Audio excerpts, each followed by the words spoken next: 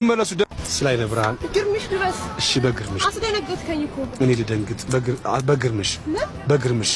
በግርምቲ በግርምዬ ብዬሽ እግዚአብሔር ይስጥልኝ ውለዱ ክበዱ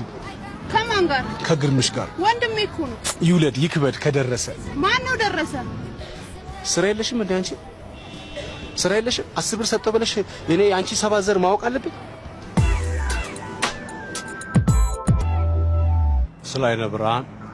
ሰፈራችንን ለመድካው ሌላኛው በከንቱ ብየዋለሁ ምን ይሄው ጮሃለሁ ምንም አይዞ